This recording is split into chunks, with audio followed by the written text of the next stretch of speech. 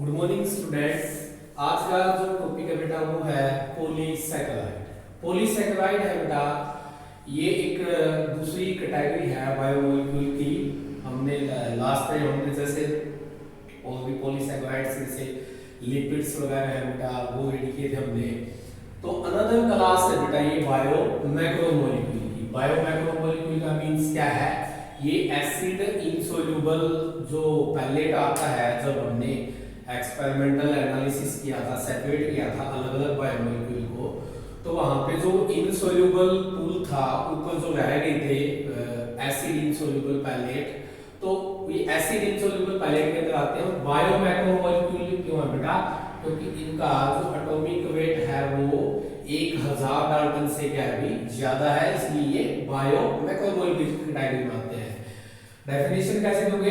These are long chain of sugars. Sugar को mainly हम यहाँ पे मोनोसैकेराइड कहेंगे, ठीक है। जो मोनोसैकेराइड लाइक ग्लूकोज है, फ्रुक्टोज है, गैलेक्टोज है, वो मोनोसैकेराइड है बेटा। उनको शुगर भी बोला जाता है क्योंकि वो स्वीट होता है उनका टेस्ट। तो बेटा ये लॉन्ग चेन होती है पॉलीसैकेराइड किसकी? शुगर की। शुगर भी मोनोसैकेराइड की। मोनोसैकेराइड की एक लॉन्ग चेन बनती है लिंक्ड बाय ग्लाइकोसिडिक बॉन्ड। जैसे कई सारे मोनोसैकेराइड है बेटा, ये कई सारे मान लो ग्लूकोज है, ये आपस में इनके बीच में बॉन्ड बनता है।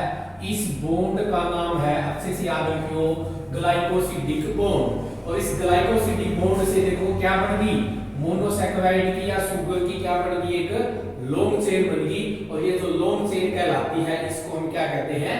पॉलीसैकेराइड। देखो पॉली का मतलब है ज्यादा, सैकेराइड का मतलब होता है शुगर। जब ज्यादा शुगर मॉलिक्यूल आपस में ग्लाइकोसिडिक बॉन्ड के द्वारा जुड़ते हैं, एक लॉन्ग चेन बनाते हैं, उसको हम क्या कहते हैं? पॉलीसैकेराइड।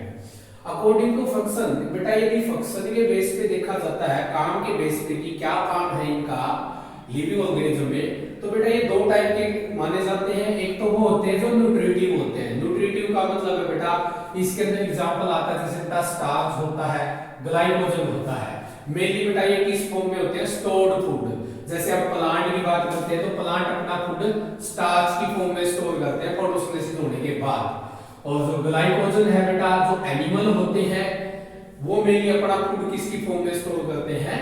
ग्लाइकोजन की फॉर्म में। इसलिए तो इसको बेटा प्लांट का क्या कहते हैं बेटा? स्टोर्ड फूड कहते हैं।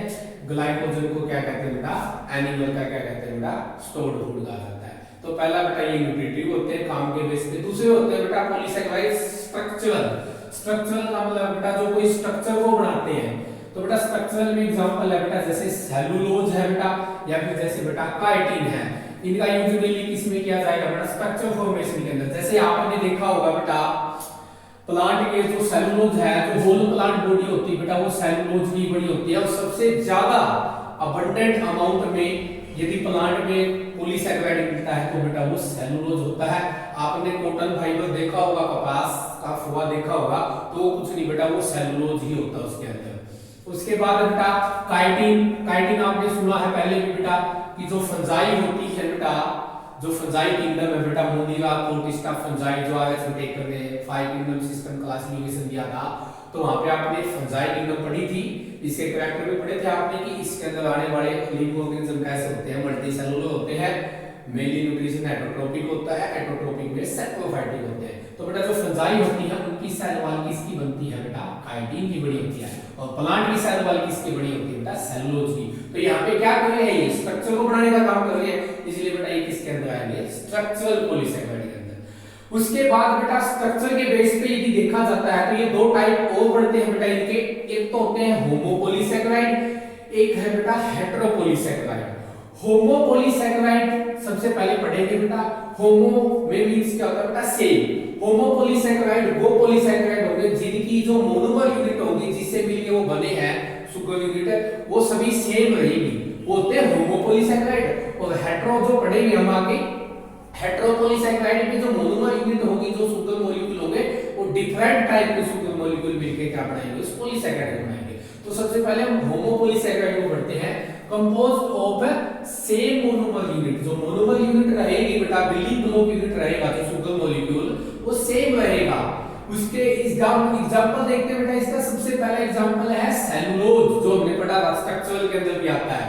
स्ट्रक्चर भी फॉर्म करता है। तो बेटा जो सेलुलोज की बात की जाए तो ये लगभग 6000 से लेके 10000 बीटा डी ग्लूकोज यूनिट बेटा।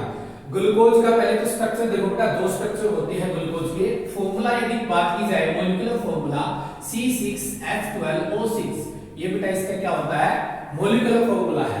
अब बेटा यदि इसके स्ट्रक्चर बनाए जाए तो दो टाइप के ग्लूकोज होते हैं बेटा, एक तो होता है अल्फा डी ग्लूकोज और एक होता है बेटा बीटा डी ग्लूकोज। अब देखो दोनों में डिफरेंस क्या है बेटा, अल्फा डी ग्लूकोज और बीटा डी ग्लूकोज।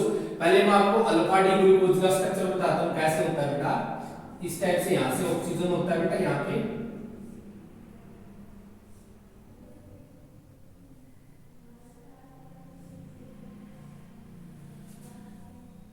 होता है बेटा CH2OH ग्रुप होता है, यहाँ पे H होता है, यहाँ पे आपको याद रखना बेटा OH, यहाँ पे होता है H, यहाँ पे क्या होगा H और यहाँ पे क्या होता है OH, यहाँ पे बेटा H और यहाँ पे है OH, यहाँ पे H और यहाँ पे क्या बेटा OH, और यहाँ पे बेटा ये कार्बन है, यहाँ पे कार्बन है बेटा, ये कार्बन है बेटा, और ये क्या बेटा कार्बन है। तो टोटल कितने कार्बन है बेटा, देखो काउंट करो, 1 2 3 4 5 6, C6 हाइड्रोजन काउंट करो बेटा, 1 2 3 4 5 6 7 8 9, 9 तो 11 और 1 12, तो C6H12।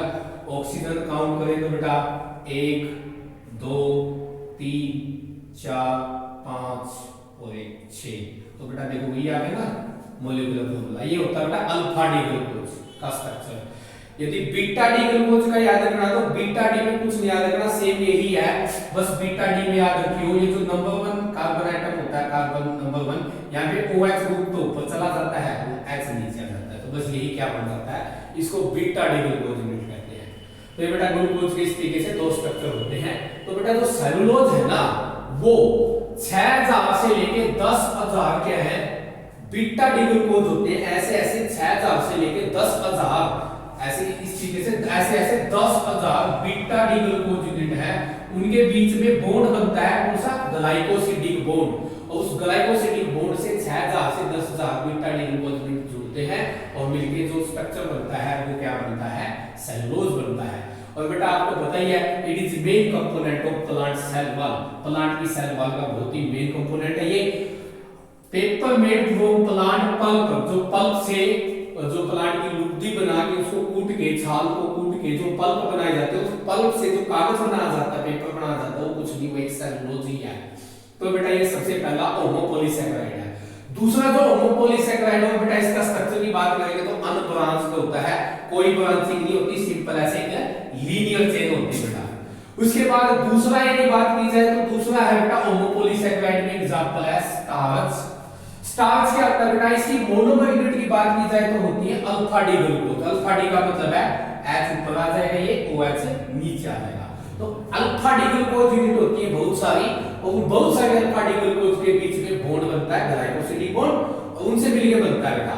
और जो स्टार्च होता है ये मेन स्टोर्ड फूड है प्लांट के अंदर, आपको पता है प्लांट अपना फूड स्टार्च की फॉर्म में स्टोर करते हैं। उसके बाद it is made up of two type of chain. उसके बाद बेटा आपको थोड़ा सा स्टार्च भी याद क्या रखना है, जैसे सेलुलोज था वो तो सेम ही क्या थी, सारी की सारी बीटा डी ग्लूकोज यूनिट थी, 6000 से 10000 लगातार वो आपस में जुड़ रही लीनियर में से। लेकिन स्टार्च है बेटा वो मेनली दो टाइप की चेन होती है, दो टाइप की चेन से मिलकर बनता है बेटा स्टार्च।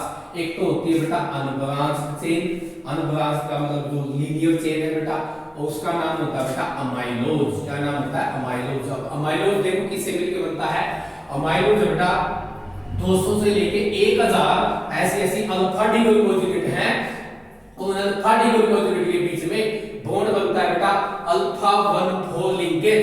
अल्फा 1,4 का मतलब है बेटा कि जो फर्स्ट जो ग्लूकोज है अल्फा डी ग्लूकोज उसका तो पहला कार्बन, और जो अगली आएगी उसका चौथा नंबर कार्बन, उनके बीच में बॉन्ड बनता है, उसका नाम है अल्फा 1,4 लिंकेज।